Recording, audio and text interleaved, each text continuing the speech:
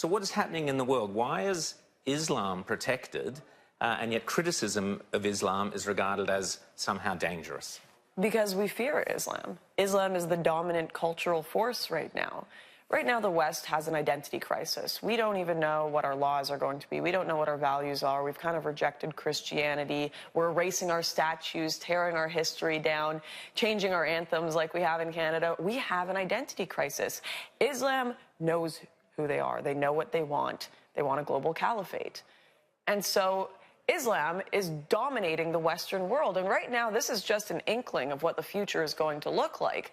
They're still a minority in Western countries. And while all these people will tout open borders, multiculturalism, as soon as Islamists become over 50% of your population, you will see your country looking exactly like any Islamic nation in the world. And suddenly the LGBT activists won't be as happy about this open borders situation. Suddenly the liberal women that are being stoned for the crime of rape will start to realize what they've gotten themselves into. And I fear that it may have to get to these horrific points before people wake up and open their eyes. But Lauren, let me ask you, I mean, we've seen, for example, in Sweden, that the native-born white Swedes will be a minority, I think by 2040 is what they're saying, but in part, not just because of migration, but because of the fertility of the immigrant population.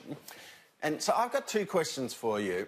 One is, you know, what does Lauren Southern say is the right approach? I mean, if you will say, you will say you're not a racist, as the sort of accusers will make out, but you are seemingly supporting the right of European culture to defend itself against adversaries and competitors. But B, if a culture is simply much more fertile, then doesn't it deserve to inherit the earth? Well, not when it was never put to a referendum. No one in Sweden or Canada or Australia, for that matter, was asked, do you want people with a completely different culture to immigrate here and create their own cultural enclaves? No one was asked. We believe in the right to sovereignty for every nation and every people in the world. And we respect that. No one is ever telling the Japanese, destroy your culture. You must bring in tons of Koreans. You must bring in tons of Africans, or you are a racist, bigoted nation. No one would say this to Nigerians. They have the right to protect their culture. In fact, we consider it cultural genocide against people like the native population in Canada when they were forcefully assimilated into the European population. So why do European nations not have the right to protect their sovereignty and their identity, their history, and their future? We shouldn't see it any different than any other race. I don't put Europeans on a pedestal. I say they have just as much right to preserve their identity as we believe the importance of the indigenous identities, the importance of African identities, of Asian identities. Part of the problem which your policeman friend unwittingly stumbled across was he used the term highly religious. Yes. He said you can't walk down outside the mosque, Lauren, because they're highly religious, as if this somehow gave a force field around their ideas and their attitude and their culture.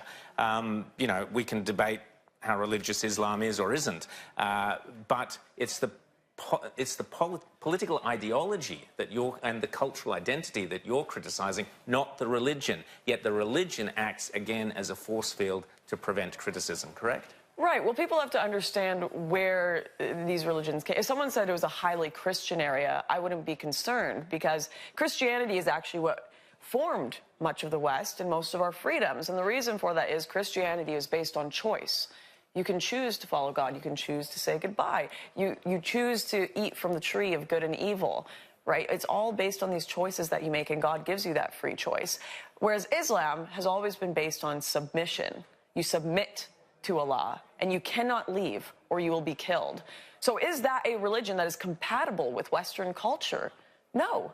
And very well, have your faith. If everyone agrees with you and wants to live in a society under Sharia law, have that. But there was never a referendum here in Australia to bring that here.